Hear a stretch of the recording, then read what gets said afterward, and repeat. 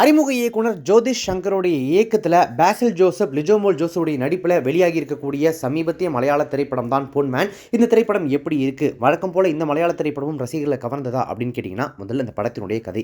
கொல்லத்தைச் சேர்ந்த ப்ரூனோ, அதாவது ஆனந்த் மன்மதன், தனது சகோதரி ஸ்டெஃபி, அதாவது லிஜோமோல் ஜோஸ் மற்றும் தாய் சந்தியா ராஜேந்திரன் ஆகியோரோட வாழ்ந்து வந்துட்டு இருக்காரு. தனது மகள் ஸ்டெஃபியின் திருமணத்திற்கு நகை சேர்க்கறதுக்கு அரும்பாடு படுறாரு அவருடைய தாயார். மாப்பிள்ளை வீட்டார் நகை விஷயங்கள்ல கராராக இருக்கிறதோட மட்டும் இல்லாம கூடுதல் நகையும் கேட்கறதுனால கூடுதல் பிரஷரும் அவருடைய தாயாருக்கு வருது.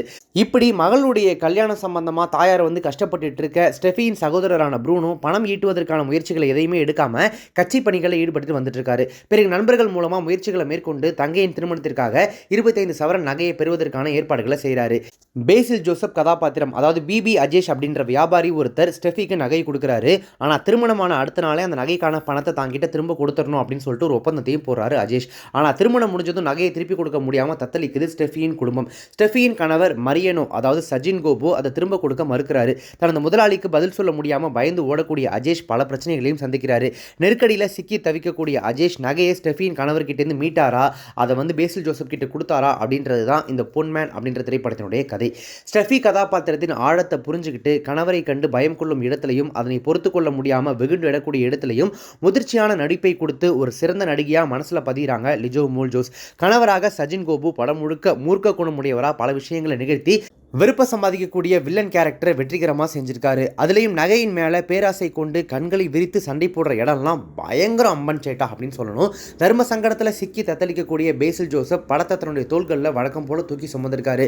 யூகிக்கக்கூடிய திருப்பங்கள் தான் இந்த படம் முழுக்க நிறைஞ்சிருக்கு அப்படின்றது இந்த படத்தினுடைய மைனஸ் தான் அப்படின்னாலுமே கூட போதுமான வரைக்கும் நம்மளை பதப்பதப்போடையே நகர வச்சு மைனஸை பெரிய மைனஸாக மாறாமல் தடுத்திருக்கு திரைக்கதை ஆசிரியர்கள் இந்து கோபன், ஜஸ்டின் மேத்யூ ஆகியோருடைய உழைப்பு.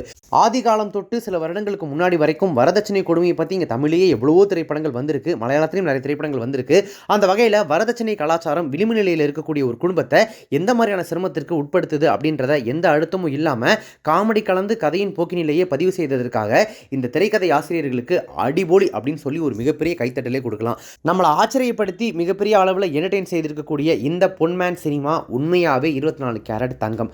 மொத்தத்தில் இந்த திரைப்படம் தியேட்டருக்கு போய் பார்க்கலாமா, அந்த அளவுக்கு இந்த திரைப்படம் ஒர்த்தா அப்படின்னு கேட்டிங்கன்னா, நான் ஆல்ரெடி சொன்ன மாதிரி எங்கேயுமே போர் அடிக்காமல் யூகிக்கக்கூடிய திருப்பங்களாக இருந்தாலும் அதை ரொம்ப சுவாரஸ்யமாக கன்வே பண்ண வகையில் அப்படி இப்படின்னு சொல்லி அதுலேயும் ஒரு மெசேஜை அழுத்தம் திருத்தமாக, ஆனால் அட் தி சேம் டைம் அது மெசேஜாக இல்லாமல் ரொம்ப அழகாக போகிற போக்கில் அப்படி லைட் ஹார்ட்டடாக சொன்ன வகையில் இந்த பொன்மேன் நீங்கள் தியேட்டரில் போய் பார்க்குற அளவுக்கு கண்டிப்பாக ஒர்த்தான படம் தான். அதில் சொல்லக்கூடிய மெசேஜ் நமக்கு கன்வே ஆகிறதுக்காகவே இந்த படத்தை போயிட்டு நம்ம பார்க்க வேண்டியது ரொம்ப முக்கியமான ஒரு திரைப்படமாகவும் இருக்குது.